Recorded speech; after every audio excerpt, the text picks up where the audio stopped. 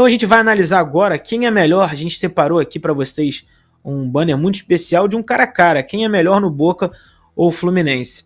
Eu até comentava aqui antes da live de que seria difícil fazer porque eu vejo muito mais jogos do Fluminense. Eu realmente acredito que o Fluminense é um time tecnicamente superior e também, vale destacar aqui, a gente não sabe se o Alexander vai estar em campo. O Diniz mexe muito nas suas equipes e mexeu muito nesses jogos antes da final. Também não sei se o Ganso vai ser titular, não acho que vai mudar, deve jogar, assim como o Marcelo na lateral esquerda, mas também há a possibilidade, não sei, do Diogo Barbosa jogar na esquerda e o Marcelo jogar por dentro, do André jogar com o Martinelli, do André jogar com o Lima, enfim, há uma série de situações que podem ocorrer, mas a gente só vai saber isso no dia 4 de novembro. Mas com essa escalação que eu coloquei, com o Alexander no meio, com Marcelo na esquerda e com o Ganso em campo, chegou a hora da gente fazer o nosso raio-x, quem é melhor. Começando pelo gol.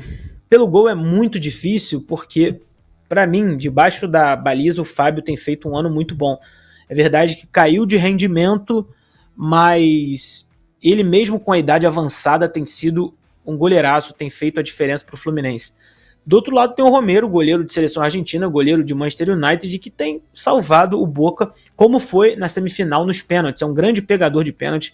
Ele tem um número que é impressionante, ele tem mais de 50% de aproveitamento na disputa de pênalti e certamente vai ser uma das armas do Boca para essa partida, para essa final.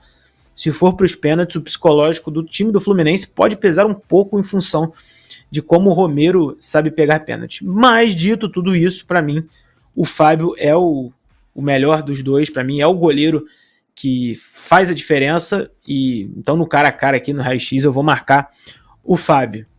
Na lateral direita a gente tem duelo de dois jogadores de características diferentes. O Samuel Xavier apoia muito por dentro, enquanto o Advíncula é um jogador que é forte fisicamente, é bom também, é bom defensivamente, mas tem uma certa dificuldade técnica. Pelo ano, mesmo com a expulsão no jogo contra o Internacional, eu vou colocar o Samuel Xavier como o lateral direito, o melhor lateral direito desse confronto. Nino e Figal, eu acho que fica difícil até comparar. O Nino está na seleção brasileira, né? Tá fazendo mais um ano esplendoroso, extraordinário. Então, na zaga, eu já vou adiantando aqui para o Igor. Para mim é Nino e Felipe Melo, até porque o Valentini é um jogador que está substituindo o Marcos Rojo. Talvez se o Rojo pudesse entrar aí nessa discussão. Mas a linha de defesa inteira é do Fluminense.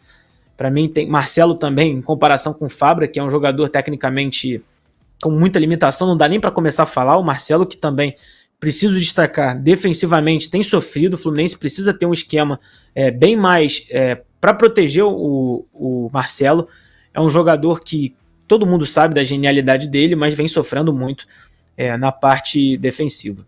Agora falando mais do meio, a gente tem o André e Paul Fernandes. O Paul Fernandes é um jogador que também é muito interessante, só que o André também é jogador de seleção brasileira, né? O Paul Fernandes é um jogador de mais pegada também, mas não tem como comparar ele.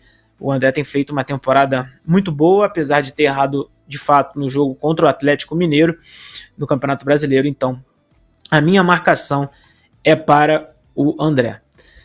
E aí eu acredito que agora vai chegar o momento em eu marcar o primeiro jogador do Boca. Eu assisti atentamente alguns jogos e o Christian Medina tem apenas 21 anos, um jogador muito inteligente. Ele tem 31 jogos no Campeonato Argentino, 4 gols e 2 assistências, mas ele é um jogador que tem 21 anos, mas parece que ele tem mais. A experiência dele tocando a bola, o momento certo de dar o passe, o momento certo de dar uma temporizada, de tocar para o lado, de cavar uma falta. É um cara muito experiente e o Fluminense precisa abrir o olho, porque eu gostei muito da técnica dele.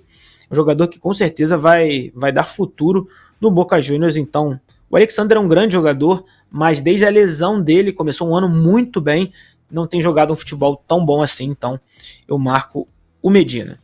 Ganso e Ezequiel Fernandes, o Ganso caiu muito de posição, de produção, é um jogador genial, todo mundo sabe, mas o Ezequiel Fernandes também é um bom jogador, tem apenas 21 anos também, e pode ser uma das opções para o Boca Juniors tentar machucar a equipe tricolor. E até deu uma declaração recente falando que iam vencer porque eles são Boca, né? Esses jogadores criados no Boca têm essa essa gana de vencer, né? Tem esse espírito vencedor, mas eu vou ficar com o Ganso.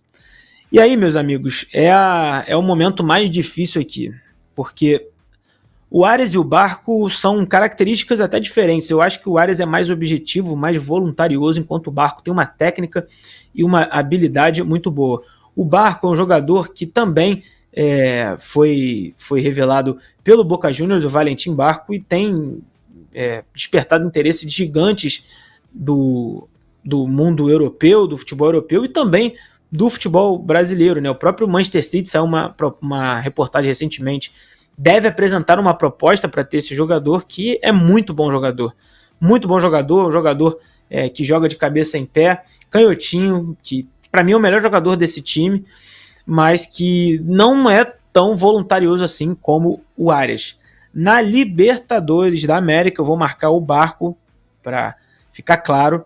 Eu vejo jogos que ele é ainda mais protagonista de um Boca que é limitado, do que o Arias, que para mim é o melhor jogador do Fluminense, né? Até contraditório isso. Então, é um jogador que vai causar uma certa dificuldade ao Fluminense. Mas não se esqueça, o Arias é um grande jogador e vai ajudar muito, e pode ser inclusive o autor do gol do título, porque é o jogador tecnicamente mais voluntarioso dessa equipe tricolor. E aí na dupla de ataque a gente tem o Keno, que é um jogador que joga de lado de campo, e o Merentiel, que deu o cruzamento para o gol do Cavani justamente contra o Palmeiras, que foi o gol que praticamente selou a classificação, né? Garantiu o empate do Boca, mas eu vou ficar com o Keno, que é um jogador mais agudo e que vai até o final incomodar bastante o Advíncula ali pelo lado esquerdo de ataque do Fluminense. E no ataque é mais uma briga difícil pra caramba. A gente tem um jogador que é de uma outra prateleira, o Cavani e o Cano, na minha opinião, não jogam na mesma prateleira, mas o Cano nessa Libertadores da América tem sido o cara decisivo do Fluminense e que fez o gol que garantiu o Fluminense na final da competição, e parece estar com cara de gol do Cano na final. Todo mundo sabe que o Cavani, se tiver uma oportunidade, ele também vai fazer. Um jogador extraordinário, jogador de PSG, Manchester United, Napoli, um jogador que ninguém precisa ficar comentando, né, nada sobre ele. Mas eu vou colocar o Germancano porque eu acho que ele vai fazer o gol do título do Fluminense. Então, fechando aqui o quem leva melhor, apenas 2 jogadores ficaram com Boca, né? O Medina e o Barco, porque o time do Fluminense é barra pesada, é difícil de enfrentar. Então, do lado do Fluminense, Fábio, Samuel Xavier, Nino, Felipe Melo, Marcelo, André Ganso, Keno e Germancano foram os escolhidos do raio-x. Foi 9-2 para o Fluminense, porque eu realmente vejo tecnicamente uma superioridade da equipe tricolor.